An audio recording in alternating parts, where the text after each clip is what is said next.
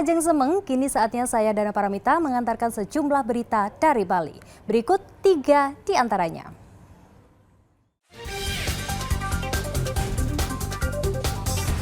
Sebuah tempat usaha kerajinan perak di Desa Singapadu, Sukawati, Gianyar, ludes terbakar.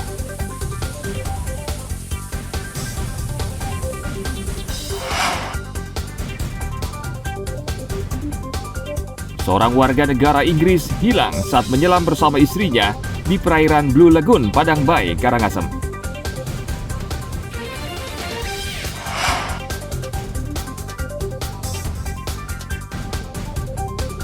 Seorang penumpang kapal melompat ke laut di perairan Gilimanuk, mewarnai rangkuman aneka peristiwa sepekan.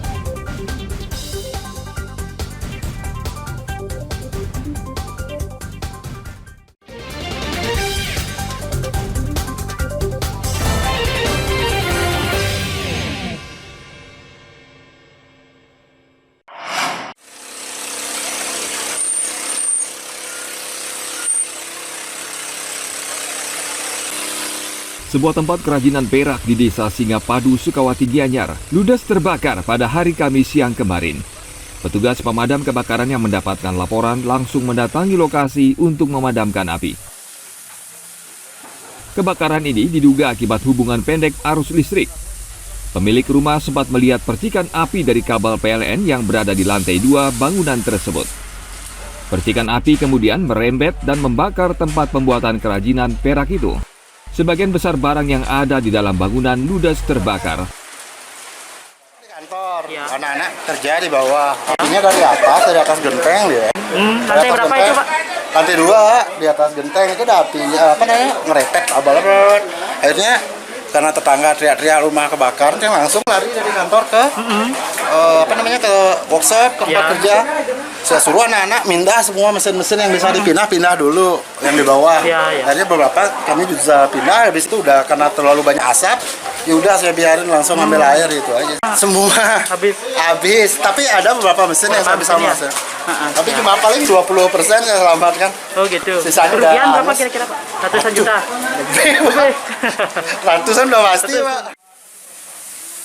Api akhirnya berhasil dipadamkan 1,5 jam kemudian. Tidak ada korban jiwa dalam peristiwa tersebut, namun kerugian material ditaksir mencapai ratusan juta rupiah. Tim Liputan melaporkan dari Gianyar.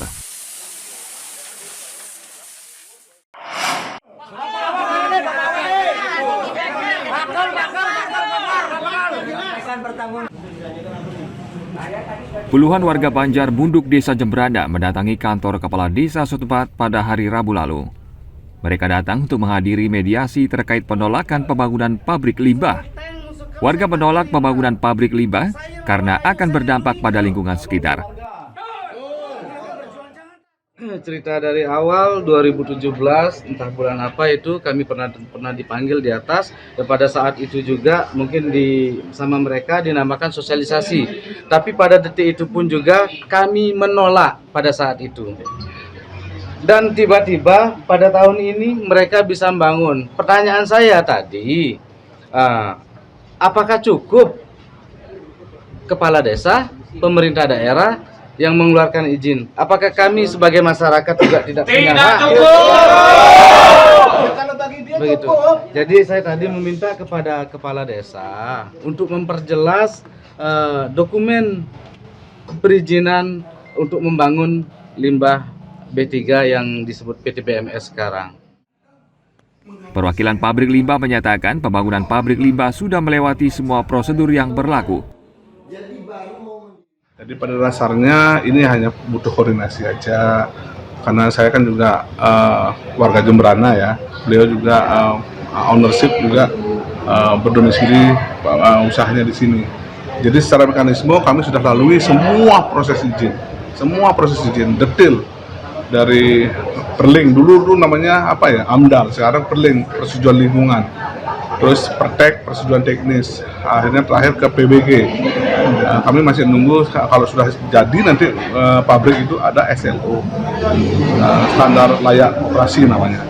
Jadi itu yang sudah kami lalui. Jadi mekanisme perizinan sudah sesuai dengan standar prosedur pemerintah Republik Indonesia, karena ini OSS ya, OSS. Jadi semua sudah terlampaui, makanya kami bisa membangun. Kalau tidak ada ya PBG nggak bisa muncul. Dan terkait bahasa tadi masyarakat yang mungkin tidak puas ya wajar karena ada perubahan-perubahan mekanisme perizinan itu yang tadinya IMB jadi PBG, terus AMDAL jadi Perling, itu wajar mereka nggak tahu. Setelah mediasi di kantor kepala desa, warga akan menanyakan rencana pembangunan pabrik limbah ke kantor Dinas Perizinan Jemberana. Warga menyatakan akan terus menolak penerbitan izin pembangunan pabrik pengolahan limbah tersebut. Tim Liputan melaporkan dari Jemberana.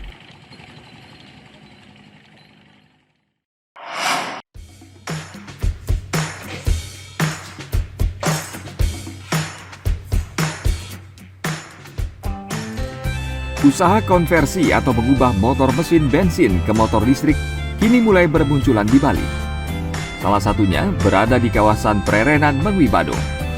Di tempat ini, motor bermesin bensin diubah menjadi motor listrik dengan pemasangan alat khusus. Konversi dari motor mesin bensin ke listrik ini membutuhkan waktu 1 hingga 3 hari pengerjaan. Selain warga lokal, usaha jasa ini diminati wisatawan asing yang tinggal di Bali.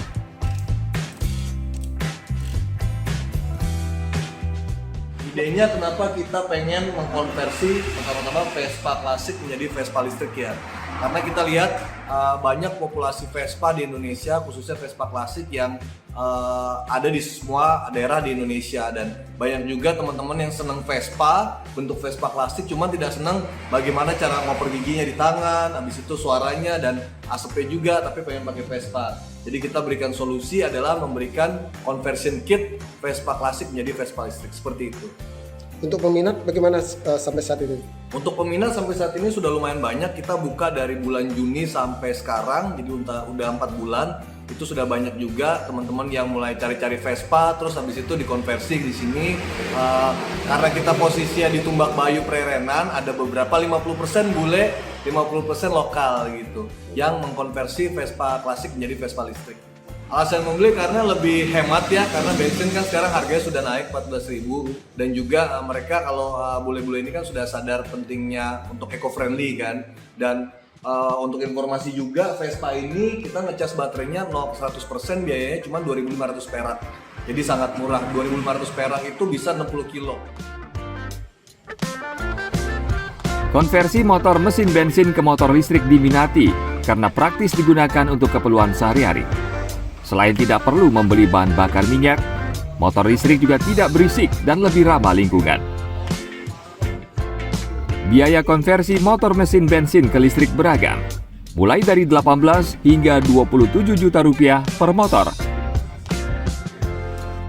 Peluang usaha ini masih sangat potensial dikembangkan di Bali di tengah perkembangan kendaraan listrik di Indonesia.